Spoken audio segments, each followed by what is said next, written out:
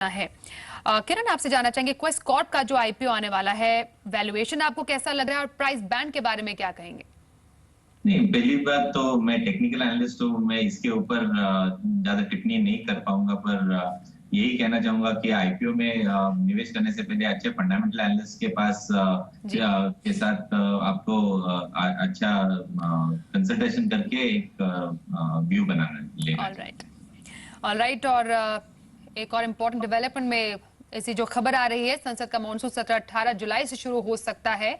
जो एक्सक्लूसिव जानकारी जी बिजनेस को मिली है, 18 जुलाई से शुरू होकर 12 अगस्त तक ये मॉनसून सेशन चल सकता है, जिसमें जीएसटी के पास होने की उम्मीद भी पूरी तरह जताई जा रही है। चलिए कुछ कॉलर से बात कर लेते हैं।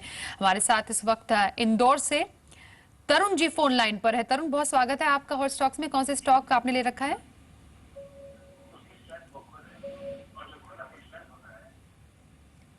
तरुण, आप सुन पा रहे हैं हमें? आप मुझसे बात कर रही हैं? मैं जी प्रदीप श्रीवास्तव हूँ, हैदराबाद से। जी जी, चलिए प्रदीप जी बताइए, आपने कौन से स्टॉक में इन्वेस्ट किया है? मैंने दीवान हाउसिंग फाइनेंस लिमिटेड में इन्वेस्ट किया था जी। और 30 शेयर्स मैंने लिए थे 498 के रेट में, रफली 2 इयर्स बैक जी। उस समय मेरा लॉन्ग टर्म का व्यू था। जी हेलो जी, दीवान हाउसिंग पे तो फिलहाल आपको काफी नुकसान है। लगभग आधी जो आपकी रकम है वो हो गई है साफ। अब आपने कहा कि आपका उस टाइम पे लॉन्ग टर्म नजरिया था। अब आधी रकम साफ होने के बाद अब आप क्या सोच रहे हैं, क्या करना चाहेंगे? नहीं, एक्चुअली बीच में ये 1:2 में आई थिंक उन्होंने डिवाइड कर दिया था शेयर। All right. तो number got doubled 60 and price got half. जी। तो अभी मैं ज्यादा लंबा नजरिया नहीं रखना चाहता हूँ, तो मैं चाहता हूँ कि इस समय या तो उससे निकल जाऊं या उसको रखना ठीक रहेगा। इस बारे में थोड़ा जी, क्या अपने एक्सपर्ट से जानते हैं किरण, आपको लगता है इनकी जो स्ट्रैटेजी इस पर वो सही है, दीवान हाउसिंग फाइनेंस? जब लिया था तब लॉन्ग टर्म इन्वेस्टर बन चुके थे और अब उनका भाव करीब आ रहा है, क्योंकि 1:1 का स्प्लिट उनके पास है। तो मेरा मानना है कि अभी उनका रुझान उल्टा होना चाहिए। अभी लॉन्ग टर्म इन्वेस्टर के तौर से देखना चाहिए, जिस तरीके के चार्ट पैटर्न से। रिटर्न ऑन इन्वेस्टमेंट सबसे बढ़िया इंपॉर्टेंट चीज होती है इन्वेस्टर के लिए, और अभी तक तो उन्होंने वो रिटर्न ऑन इन्वेस्टमेंट पे कुछ काम हुआ नहीं है, पर मुझे लगता है कि इधर से उनको रिटर्न देखने को मिल जाएगा। आज जैसे हमने देखा, housing finance company GIC housing, LIC housing में कुछ अच्छा रुझान, अच्छा ट्रेंड दिखाई दे रहे थे आज। और उसके साथ सेकेंड हैंड कंपनीज भी आते दिनों में देखने को मिल जाएंगे आपको। तो दीवान हाउसिंग भी अच्छा करता नजर आएगा। उसमें एक छोटा सा रेजिस्टेंस है जो उसको पार करना बहुत जरूरी होगा, करीबन 210 212 के लेवल्स। जब ये लेवल्स निकल जाएंगे तब इसमें मार्केट आउट परफॉर्मेंस देखने को मिलेगा, और मेरा मानना है कि इजीली 240 से 280 तक जाने की क्षमता रखता है ये स्टॉक। तो बने रहे इस स्टॉक में, जल्दबाजी ना करें। इसके लिए स्टॉप लॉस बहुत जरूरी है। 190 का स्टॉप लॉस, जो कि बहुत दूर नहीं है करंट लेवल से, वो लगाने की सलाह होगी। तो 190 के स्टॉप लॉस से होल्ड कीजिएगा, और 260 280 अगर जाता है स्टॉक, तब उधर एक बार रिव्यू ले लेना। अगले कॉलर इस वक्त हमारे साथ हैदराबाद से जुबैर अली जी हैं। जुबैर जी, बहुत स्वागत है आपका हॉट स्टॉक्स में। बताइए कौन से स्टॉक आपने ले रखा है? जुबैर जी, आपको हमारी आवाज आ रही है? चलिए, हमारे पास इनफैक्ट इन्होंने सवाल भी भेजा है। बॉम्बे डाइंग इन्होंने लिए हैं 2500 शेयर, जिस पर इनका खरीद भाव है 47 रुपए का। फिलहाल थोड़ा बहुत नुकसान इन्हें है, लगभग 1.5 रुपए का, 45 रुपए और 65 पैसे पर इस पर्टिकुलर स्टॉक की क्लोजिंग हुई है। बॉम्बे डाइंग इस पर्टिकुलर सेक्टर में अगर बोले, अगर कोई इस वक्त निवेश कर रहा है, फिलहाल इन्हें थोड़ा बहुत नुकसान जरूर है, और इस पर्टिकुलर स्टॉक में क्या स्ट्रैटेजी रखें? सेक्टर बहुत अच्छा है, पर बॉम्बे डाइंग उस सेक्टर में अंडर परफॉर्म कर रहा है। तो मेरा मानना है कि बॉम्बे डाइंग से दूर रहे। इसी क्षेत्र में वर्धमान टेक्सटाइल्स है, केपीआर मिल्स है, अरविंद है, जो कि बहुत अच्छा कर रहे हैं। और बॉम्बे डाइंग के चार्ट देखे तो consistently lower top lower bottom कर रहे हैं। हालांकि एक अच्छा सपोर्ट है करीबन 40 रुपए का, पर अगर 40 रुपए सपोर्ट होल्ड भी करता है तब ये ज्यादा से ज्यादा बाउंस बैक में 60 रुपए 62 रुपए तक जा सकता है। तो मेरा मानना है कि इधर से निकल जाए। अच्छे जैसे जिन जिन स्टॉक्स का नाम लिया, उन स्टॉक्स में कहीं निवेश करें तो आपका रिटर्न ऑन इन्वेस्टमेंट ज्यादा अच्छा रहेगा। जी, अगले दर्शक इस वक्त हमारे साथ फोन लाइन पर है बेंगलुरु से राम्या जी। राम्या जी, बहुत स्वागत है आपका हॉट स्टॉक्स में। कौन सा स्टॉक आपने लिया है? राम्या, आप हमें सुन पा रही हैं?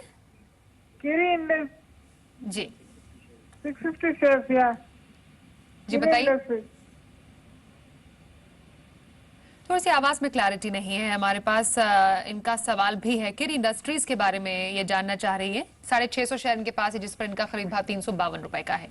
फिलहाल इन्हें अच्छा मुनाफा है। 381 रुपए पर इस पर्टिकुलर स्टॉक की क्लोजिंग हुई है। अब आज ही इसने इनफैक्ट अपना हाई 52 वीक हाई टच किया है 389 रुपए पे। इस पर्टिकुलर स्टॉक में आप कैसे मूवमेंट देखते हैं आगे, जो अब तक इसका परफॉर्मेंस रहा है, जो चार्ट पैटर्न कहता है, क्या स्ट्रैटेजी रखी है? फर्स्ट वीक ऑफ जून में हमने इसको इस स्टॉक में एक ब्रेकआउट दिखाई दिया था। तब उसका रेट करीबन 220 था। उधर से सीधा वर्टिकल रैली दिखाई दी है स्टॉक में और बहुत ही अच्छे चार्ट पैटर्न दिखाई दे रहे हैं। करीबन 13 जून से ये स्टॉक थोड़ा सा कंसोलिडेट करता नजर आ रहा है और वापस एक बार एक अच्छी मूव दिखाई दे रही है। तो मेरा मानना है कि ये स्टॉक में बने रहे। स्टॉप लॉस इनका 340 रखना चाहिए अभी के लिए, ट्रेडिंग स्टॉप लॉस, जहां से उनका प्रॉफिट प्रोटेक्टेड रहे और भी ऊपरी स्तर आपको देखने को मिल जाने चाहिए। ये एक ऑल टाइम हाई के ऊपर चल रहा है, तो नए नए हाई बना रहा है। Open blue sky, no resistance zone है। तो मेरा मानना है कि आउट परफॉर्मेंस इनको देखने को मिलेगा। वैसे भी केमिकल स्टॉक्स केमिकल क्षेत्र के स्टॉक्स बहुत ही अच्छे परफॉर्म कर रहे हैं। तो ये इसमें से एक बेहतरीन स्टॉक है, तो इसमें बने रहे ट्रेलिंग स्टॉप लॉस का इस्तेमाल करके। जी अगला सवाल हम लेते हैं। हमारे पास पुणे से अंकिता जी जानना चाह रही है धामपुर शुगर के बारे में। 14 शेयर इन्होंने लिए हैं धामपुर शुगर के, जिस पर इनका खरीद भाव है 118 रुपए 43 पैसे का। फिलहाल इन्हें इस शेयर पर लगभग 2 रुपए का नुकसान हो रहा है। शुगर सेक्टर की मूवमेंट हमेशा कुछ ना कुछ न्यूज फ्लो के तहत अप डाउन होती रहती है। हाल ही में कुछ अनाउंसमेंट्स भी हुई है। धामपुर शुगर क्या एक अच्छा स्टॉक है इस वक्त निवेश करने के लिए इस पर्टिकुलर सेक्टर में? नहीं, शुगर की मिठास तो स्टॉक मार्केट में दिखाई दे रही है स्वाति जी। मुझे लगता है कि और भी इधर से अपसाइड शुगर स्टॉक दिखाने के क्षमता रखते हैं। और इस स्टॉक में पर्टिकुलरली देखे तो एक छोटा सा रेजिस्टेंस अभी 122 124 सॉरी 125 लेवल्स के करीब है। और एक बार ये स्टॉक ये रेजिस्टेंस निकल जाए तो नेक्स्ट लेवल ऑफ रेजिस्टेंस करीबन 152 तक आता है। तो एक बार ये 125 के ऊपर चलना चालू कर देगा तो करीबन 150 के टारगेट्स आपको देखने को मिलेंगे। इन जनरल शुगर स्टॉक्स बहुत अच्छे ट्रेंडिंग स्टॉक्स है, बहुत अच्छे वॉल्यूम्स के साथ है। तो कहीं कौन सा भी शुगर स्टॉक हो तो उसका ट्रेडिंग स्टॉप लॉस के साथ इस्तेमाल करके आपको बने रहना चाहिए। एक और सवाल लेते हैं पंजाब से सुरेश जी का सवाल है कैनरा बैंक पर। और कैनरा बैंक 1000 शेयर इनके पास है जिन पर इनके खरीद भाव है 201 रुपए। इनसे बात भी कर लेते हैं। सुरेश जी बहुत स्वागत है आपका। कैनरा बैंक के 1000 शेयर आपने कब लिए थे और क्या स्ट्रैटेजी आपने सेट की है इस पर? ये मैम मैंने फ्राइडे को लिए थे जब मार्केट क्रैश हुई थी ब्रेक्सिट के।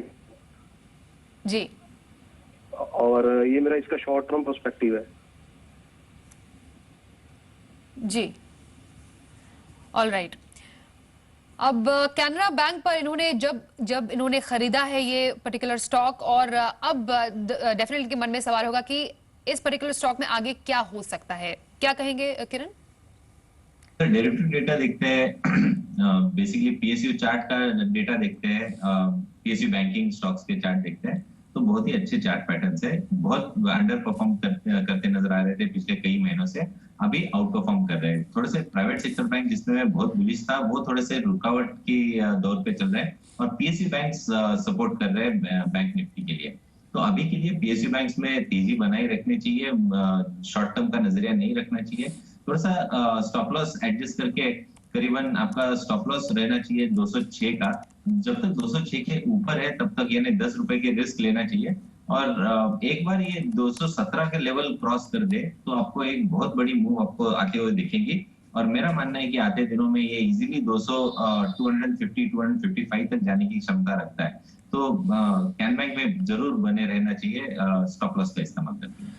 अगला सवाल हमारे पास है नागपुर से अब मदन जी का। मदन जी ने टाटा ग्लोबल के 150 शेयर लिए हैं जिस पर इनका खरीद भाव है 168 रुपए 50 पैसे का। फिलहाल इन्हें हो रहा है लगभग 40 रुपए का नुकसान। 127 रुपए 50 पैसे पर इस पर्टिकुलर स्टॉक की क्लोजिंग हुई है। 127 रुपए 85 पैसे पे, माफ कीजिए। टाटा ग्लोबल बेवरेज सेक्टर के बारे में क्या कहेंगे? फिलहाल इस पर्टिकुलर स्टॉक का चार्ट पैटर्न क्या कहता है? आगे क्या प्रोस्पेक्ट्स नजर आते हैं आपको?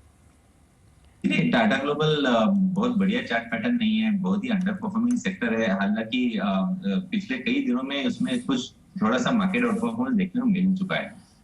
जैसे पिछले 2 हफ्ते से टी स्टॉक्स, कॉफी स्टॉक्स बहुत लाइमलाइट में थे, तो इसकी वजह से इसमें भी थोड़ा सा कुछ अच्छा रुझान दिखाई दे रहा है। तो मुझे लगता है कि होल्ड करना चाहिए चार्ट के हिसाब से। एक 129, 130 एक छोटा सा रेजिस्टेंस है, एक बार वो निकल जाए तो 145 तक जाने की क्षमता रखता है ये स्टॉक। तो इन इन्वेस्टर को उनका लॉस अगर कम करना है तो उनका स्टॉप लॉस रखना चाहिए 125 का, जो कि 2-3 रुपए नीचे है करंट मार्केट प्राइस है, और 130 के ऊपर और एग्रेसिवली बाय करके 145 के टारगेट्स के लिए और बाय कर सकते हैं। तो 145 के टारगेट जब आते हैं तब एक बार रिव्यू ले लेना चाहिए। जी, अगला सवाल है पुणे से प्रवीण साहनी जी का। इनका सवाल अशोक लेलैंड पर है, इनके पास 210 शेयर है और इनका खरीद भाव इस पर 100 रुपए का। फिलहाल इन्हें लगभग 1.5 रुपए का इस पर हो रहा है नुकसान। 98 रुपए 95 पैसे पर इस पर्टिकुलर स्टॉक की क्लोजिंग हुई है। ऑटो सेक्टर से पर्टिकुलर कंपनी डील करती है, अपने क्षेत्र की अच्छी खासी कंपनी अशोक लेलैंड में फिलहाल थोड़ा बहुत इन्हें लॉस जरूर है किरण, लेकिन स्ट्रैटेजी क्या रखनी चाहिए इस पे? Swati ji, long term charts इसके बहुत ही बेहतरीन है। एक 1.5 साल के कंसोलिडेशन के बाद इस स्टॉक ने ब्रेकआउट दिया था करीबन 100 रुपए के लेवल्स पे, ऊपर जाके 110 के ऊपर जाके वापस एक बार 100 को टेस्ट कर रहा है। कोई खराबी नहीं है चार्ट्स पे। मुझे लगता है कि इधर से और अपसाइड बिल्कुल होगी, पर अपसाइड होने से पहले 100 और 110 में ये स्टॉक थोड़ा सा टाइम करेक्शन करता नजर आएगा। एक बार 110 क्रॉस किया तो मेरा टारगेट 1 साल का करीबन 170 है। तो मान के चलना चाहिए कि एक साल का नजरिया हर इन्वेस्टर ने इस स्टॉक में रखना चाहिए। स्टॉप लॉस 90 का रखना चाहिए, तो रिस्क टू रिवॉर्ड रेशियो में बहुत ही बेहतरीन बैठता है 1 साल के नजरिए से।